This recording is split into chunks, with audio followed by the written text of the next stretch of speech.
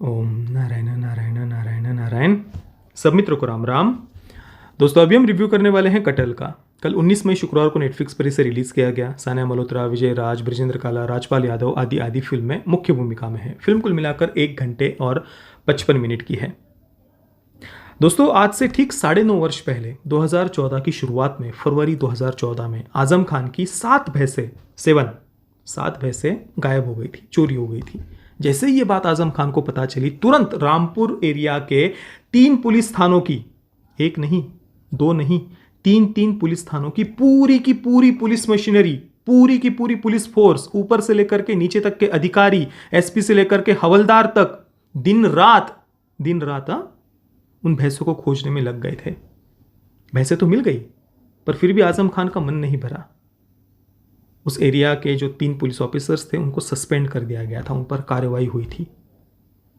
और इन्हें बिल्कुल भी अतिरंजित करके, कुछ एग्जेजरेट करके, आपको बड़ा चढ़ाकर नहीं बता रहा। ये न्यूज रिपोर्ट्स देखिए। यूपी से ये खबर आ रही है। यूपी के रामपुर में बीती रात से पुलिस की नींद गायब है। आप सोच रहे होंगे हो सकता है बड़ी डकैती हुई हो या फिर कोई बहुत बड़ी घटना हो गई हो। बता दें दरअसल क्या है वाकया। वो इसलिए क्योंकि यूपी सरकार के मंत्री आजम खान की भैंस चोरी हो गई है। अब मामला मंत्री जी से जुड़ा है, लिहाजा 3 थानों की पुलिस सब काम छोड़कर भैंसों की तलाश में जुट गई है। जाहिर सी बात है, आजम खान के भैंसों की बात है तो यूपी पुलिस किस तरह से एड़ी चोटी का जोर लगा देगी ये समझना मुश्किल नहीं है। और कल रात से इसी वजह से पूरी यूपी की पुलिस परेशान है। आजम खान की चोरी हुई भैंसें मिल गई है। इस पर यूपी के माननीय मंत्री जी ने खुशी जाहिर की है, लेकिन इस खुशी में उन्होंने अपने भैंसों की तुलना क्वीन विक्टोरिया से कर दी। मेरी भैंस को वो शोहरतें हासिल हैं जो गालिबन मलका विक्टोरिया को भी कभी नहीं मिली होंगी। आप जरा मेरी भैंसों का नसीब तो देखिए। ये अल्लाह, मैं तो अपने नसीब पे रश करता हूं, काश मेरा नसीब भी मेरी भैंसों जैसा होता।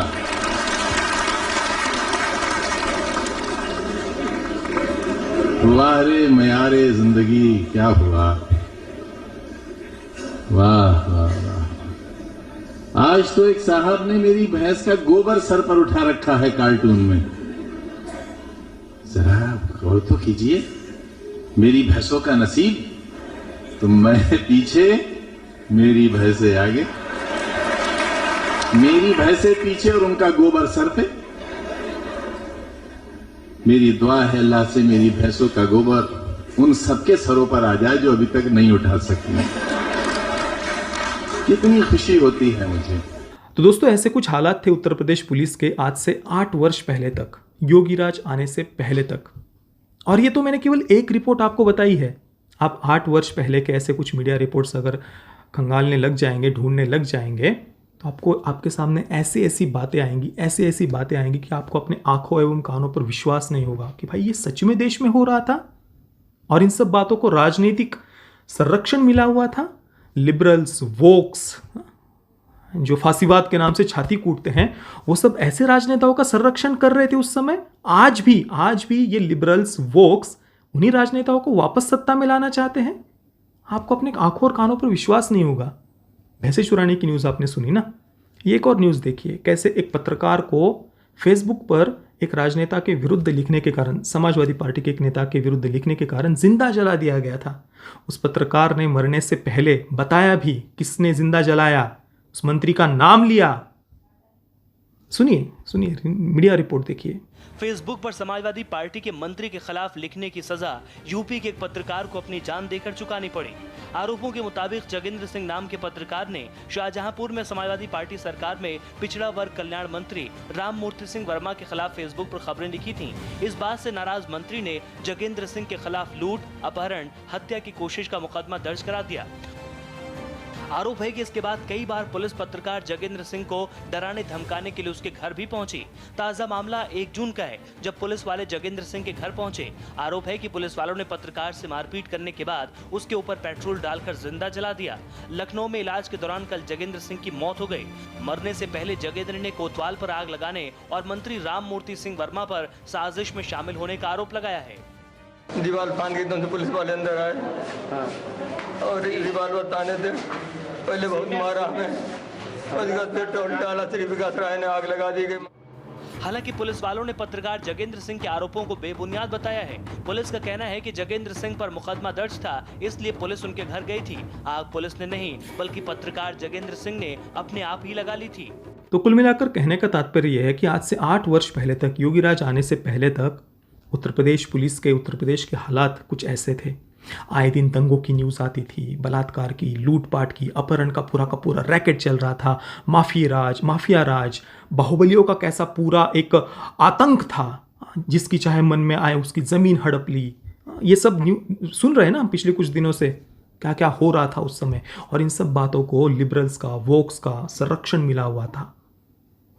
लिबरल्स और वोक्स फासीवाद के नाम से, राष्ट्रवाद के नाम से छाती कूटते हैं, पर इन्हीं ऐसे राजनेताओं को ये संरक्षण देते हैं। पर आज योगीराज आने के बाद में देखिए उत्तर प्रदेश पुलिस की छवि कैसे पूर्ण रूप से बदल गई है। आज पूरे देश में उत्तर प्रदेश पुलिस को माफिया हो, बाहुबली हो, उनका इनकाउंटर करने के लिए जाना जाता है, उनकी अवैध संपत्ति पर बुलडोजर चलाने के लिए जाना जाता है। बहुत सारे आज जो युवा हैं, जो अभी अभी थोड़ा पॉलिटिक्स को फॉलो करने लगे हैं, सोशल मीडिया के कारण वे थोड़ा जानने लगे हैं, उन्हें पता नहीं है कि पिछले 8-9 वर्षों में 2014 के बाद से देश में क्या परिवर्तन आया है, क्या बदलाव आया है। ये इसकी बहुत सारे युवाओं को, बच्चों को कद्र नहीं है, अभी उसकी कीमत उन्हें पता नहीं है। तो ये सब मैंने इसलिए बताया क्योंकि कटहल का विषय भी इसी प्रकार का है, एक सोशल सटायर है ये फिल्म। जैसे भैंसें चोरी हो गई थी, पुलिस पूरी की पूरी पुलिस मशीनरी लग गई थी, वैसे इसमें हालांकि यहाँ पर उत्तर प्रदेश में कहानी स्थित नहीं है, मध्य प्रदेश में स्थित है और आज के समय में स्थित है। बॉलीवुड वालों की नींद शायद बाद में बहुत देर से खुली है, क्योंकि ऐसी घटनाएं आज से 8-9 वर्ष पहले सुनने को मिलती थी, पर बॉलीवुड वालों की नींद आज खुली है। आज उनको ये सोशल सटायर करने की याद शायद आई है। तो मध्य प्रदेश में कहानी स्थित है और पटेरिया जी एक स्थानीय सांसद है, लोकल एमएलए हैं। उनके गार्डन से 2 कटहल गायब हो जाते हैं। अंकल होंग ब्रीड के, मलेशिया से लाया हुआ वो ब्रीड है और बहुत स्वादिष्ट होते हैं वो कटहल, ऐसा उनका कहना है। कुछ दिन पहले उनके पार्टी के अध्यक्ष पटेरिया जी, जो लोकल सांसद है, जिस पार्टी से है, उनके पार्टी के अध्यक्ष उनके घर पर खाना खाने के लिए आए थे। तो वहाँ पर कटहल का ये जो अचार है वो उन्होंने दिया था पार्टी अध्यक्ष को। उनको बहुत पसंद आया और कहा कि भाई मुख्यमंत्री जी की जो पत्नी है ना, उन्हें भी ये बहुत पसंद है। तो तुरंत विजय राज का जो कैरेक्टर है पटेरिया जी का, वो कहता है कि आप चिंता मत करिए, ये देखिए 2 ये कटहल लगे हुए हैं, खिड़की से वो दिखाता है, मैं बस 2-4 दिन में ये इसका पूरा अचार बनवा कर लखनऊ भिजवा देता हूँ। मतलब कहानी एमपी में स्थित है, पर लखनऊ भिजवाने की बात विजय राज का कैरेक्टर वहाँ पर करता है। अब वो कटहल हो जाते हैं चोरी। तुरंत लोकल थाने के जो पुलिस है उनको बुलाया जाता है, सानिया मल्होत्रा को ये केस सौंपा जाता है, सानिया मल्होत्रा के कैरेक्टर को। और इसके बाद में कैसे ये पुलिस फोर्स का दुरुपयोग आदि होता है, ये पूरा एक सोशल सटायर है। कई सारी बातों पर फिल्म में तंज कसा गया है, हल्के फुल्के अंदाज में। भारतीय समाज कितना घिनौना, घटिया, जातिवादी मानसिकता का है, इस प्रकार के जातिवादी होने के सर्टिफिकेट्स बांटे गए हैं फिल्म मेकर के माध्यम से। और पेट्रियार्की के नाम से फिल्में छाती कूटी गई है। सामाजिक भेदभाव के बारे में फिल्म में एक कटाक्ष किया गया है। ये कुल मिलाकर एक हल्के फुल्के अंदाज में ये सारी बातें उन्होंने दिखाई है। और दहाड़ जो अभी सोनाक्षी सिन्हा की आई थी, उसमें जो बातें बहुत डार्क और सीरियस टोन में दिखाई थी, वही बातें यहाँ पर इस फिल्म के मेकर्स ने हल्के फुल्के अंदाज में दिखाई है। जैसे कि दहाड़ में सोनाक्षी सिन्हा का कैरेक्टर, उसे भी समाज के पिछड़े वर्ग से दिखाया है, उसके साथ कैसे भेदभाव होता है जगह जगह पर ये बताया है। तो यहाँ पर भी सानिया मल्होत्रा का जो कैरेक्टर है वो समाज के पिछड़े वर्ग से है, उसके साथ भी इस प्रकार का भेदभाव फिल्म में जगह जगह पर होता है। जैसे कि पटेरिया जी के घर में जब वो जाती है तो मिसेस पटेरिया जी की पत्नी कहती है कि इस पुलिस ऑफिसर को कोई अक्ल नहीं है कि ऐसे घर में चली आई।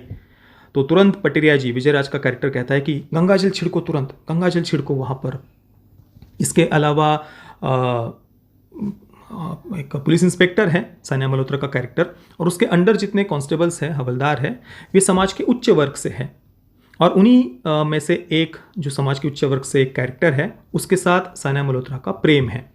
अब वो जो कांस्टेबल है समाज के उच्च वर्ग से, जो सानिया मल्होत्रा के कैरेक्टर से प्रेम करता है, वो भी जातिवादी मानसिकता का है। हालांकि वो कहता है कि भाई मैं जात पात में बिल्कुल भी नहीं मानता, साइना मल्होत्रा से वो प्रेम कर रहा है, पर फिर भी उसके अंदर तक ये कैसे मानसिकता धसी हुई है ये दिखाया है अलग अलग सीन्स के माध्यम से। जैसे कि वो कैसे समाज के पिछड़े वर्ग के लोगों पर अत्याचार, उनको मारता है, उसके अंदर कोई संवेदना बिल्कुल भी नहीं। समाज के उच्च वर्ग से है तो उसके अंदर बिल्कुल भी कोई संवेदना बची नहीं है। गाँव का एक गरीब पिता जो पटेरिया जी के यहाँ पर ही माली का काम करता है, वो अपनी बेटी के गुम होने की रिपोर्ट लिखवाने के लिए आता है, तो वही कांस्टेबल जो साइना मल्होत्रा के कैरेक्टर से प्रेम करता है वो उनको भगा देता है कि नहीं भाई ये वो सीरियसली नहीं लेता उस केस को। इस प्रकार से जातिवादी मानसिकता का उसे दिखाया है। साथ में एक दूसरे कांस्टेबल है, मिश्रा जी उनका नाम है, उनकी कार चोरी हो गई है, उनकी बेटी की उन्हें शादी करनी है, पर जो दामाद है वो कार मांग रहा है। अब वो जो दूसरा जो कांस्टेबल साइना मल्होत्रा के कैरेक्टर से प्रेम करता है उसके पीछे मिश्रा जी लगे हुए कि भाई आप हमारी बेटी, तुम हमारी बेटी से शादी कर लो, देखो देखो ये फोटो देख लो कितनी सुंदर लग रही है बेटी।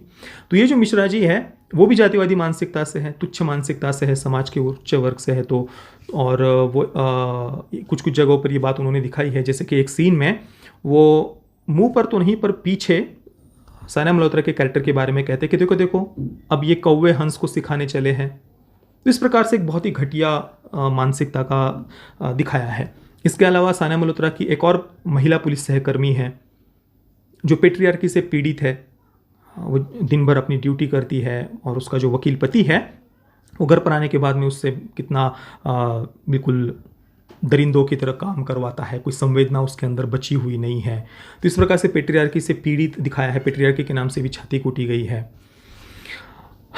मतलब जो भी आप एक कॉमन टिपिकल सी बातें वामपंथी फिल्म मेकर्स की फिल्मों में देखते हैं वही सब बातें इसमें भी है, पर हल्के फुल्के अंदाज में उन सब बातों को दिखाया है। अब जहाँ तक बात है पेट्रियार्की के नाम से छाती कूटने की, तो देखिए आज भी आप सामान्य से सामान्य परिवार में, मध्यम वर्गीय परिवारों में चले जाइए, कोई भी एक जो पति होता है वो हृदय से यही चाहता है कि भाई मैं अपने पत्नी को, अपने बच्चों को एक सुखी, स्वस्थ और सम्मानित ऐसा जीवन जो दूँ, उन्हें कोई कष्ट ना हो। मैं अपनी तरफ से भले ही मुझे दिन भर कितना ही काम करना पड़े, डबल शिफ्ट में जाना पड़े, कुछ भी करना पड़े, मैं अपने पत्नी को, अपने बच्चों को एक अच्छा सुखी ऐसा जीवन दूं, उनकी हर आवश्यकता को पूर्ण करूं, उनकी हर इच्छाओं को पूर्ण करूं। यही वो सोचता है ना। पर इनको तो पेट्रियार्की के नाम से छाती कूटनी है। और जहां पर पत्नी भी काम करती है, दोनों एक साथ में पति पत्नी दोनों कमाने वाले होते हैं, तो उन घरों में भाई काम करने के लिए चाहे झाड़ू पोछा करना हो, बर्तन मांजने हो, कुछ काम करने वाली महिलाएं होती है। कपड़े धोने के लिए वॉशिंग मशीन उन्होंने लिया हुआ होता है। तो ये पेट्रियार्की के नाम से छाती कूटना, ये वामपंथी फिल्म मेकर्स को सहन नहीं होता कि हंसते खेलते परिवार देखकर हर जगह पर इनको बस विश्वमन करना है। जैसे ही इनकी कलम चलने लगती है पेपर पर, ऐसे ही कैरेक्टर्स लिखे जाते हैं उनसे।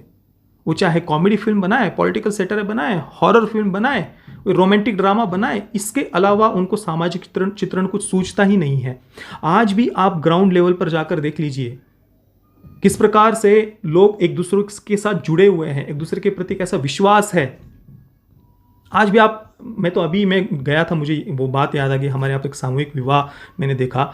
समाज के जो भी संपन्न लोग हैं, सभी लोग एक साथ आकर, जो गरीब और पिछड़े वर्ग के लोग हैं जिनके पास में विवाह के ऐसे कोई पैसे आदि नहीं होते, वो सबको साथ में लाकर सामूहिक विवाह आदि करवाते हैं। जगह जगह पर अन्नदान, भंडारे, मंदिरों में जगह जगह पर अन्नदान आदि होता रहता है। लोग अपनी तरफ से समाज को, जो गरीब और पिछड़ा वर्ग है, उनको ऊपर उठाने के लिए हर संभव प्रयास करते हैं। लोग एक दूसरे के साथ में इस प्रकार से जुड़े हुए हैं। मैं तो बीहड़ से बीहड़ आदिवासी क्षेत्रों में गया हुआ हूँ, मेरे गुरुदेव के आश्रम में था, तब मैं कई बार बताया हुआ है।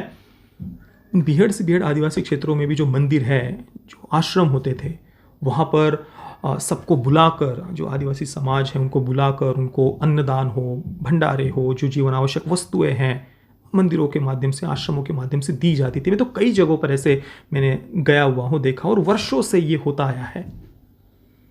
पर इनका सामाजिक चित्रण, इनको अपने एजेंडा को पुश करने के लिए ये इनका अलग ही कुछ चलता रहता है। वो समाज को जोड़ने का प्रयास नहीं करेंगे, पर और कैसे हम एक समाज में एक दूसरे के प्रति हम एक असंतोष की भावना कैसे उत्पन्न कर सकते हैं, और ज़्यादा लोगों को एक दूसरे से दूर कैसे कर सकते हैं, इसी प्रकार का इनका पूरा चित्रण होता है। बाकी सामाजिक चित्रण को अगर आप इग्नोर भी कर देंगे तो भी फिल्म में कोई एक सिंगल सीन भी ऐसा नहीं था जहां पर अंदर से कोई हंसी निकली हो, बिल्कुल भी नहीं। मतलब देखिए ना, आज से 15-20 वर्ष पहले तक मैंने इस पर पूरा वीडियो भी बनाया था कि 2010-11 से पहले की जो कॉमेडी फिल्म्स थी वो सीरियसली कैसे कितनी बढ़िया थी, ग्राउंडेड थी, जुड़ी हुई थी, कोई ज़बरदस्ती का छाती कूटना नहीं था समाज के नाम से, पेट्रियार्की के नाम से, फैमिली सिस्टम के नाम से। कितनी ग्राउंडेड थी वो कॉमेडी फिल्म्स। और चाहे हंगामा हो, हेरा फेरी हो, वेलकम हो, वो ऐसे कुछ एजेंडा को सामने रखकर उद्देश्य से वो फिल्में नहीं बनाई जाती थी। आज भी उनको हम बार बार देख सकते हैं। आजकल के फिल्म मेकर्स, उनका वो चश्मा, उनका वो सोचने का तरीका कुछ अलग ही होता है। वो जब भी कलम उठाते हैं तो विश्वमन ही करते हैं। कुल मिलाकर फिल्म में कोई एक सिंगल बात भी ऐसी नहीं थी जो हमें कहीं पर प्रभावित करे, फिल्म के साथ में जोड़े, कैरेक्टर्स के साथ में हम जुड़ पाए। कहीं पर भी पूरी फिल्म में ऐसा कुछ भी मुझे तो कम से कम फील नहीं हुआ। मैं कटल को दूंगा 2 out of 10 stars. Parental guidance की बात करें तो नेटफ्लिक्स पर इसे UA 13+ की रेटिंग के साथ में रिलीज़ किया गया है। कोई सेक्स, न्यूडिटी, वायलेंस वगैरह फिल्में नहीं है। अगर आपको टॉर्चर होने से कोई प्रॉब्लम नहीं है तो आप देख सकते हैं। बाकी गलती से आपने अगर इस फिल्म को देख लिया है तो आपका अनुभव कैसा रहा, मुझे आप नीचे कमेंट में अवश्य बताना। ये वीडियो देखने के लिए आप सभी मित्रों का बहुत बहुत धन्यवाद। जय श्री राम, वंदे मातरम।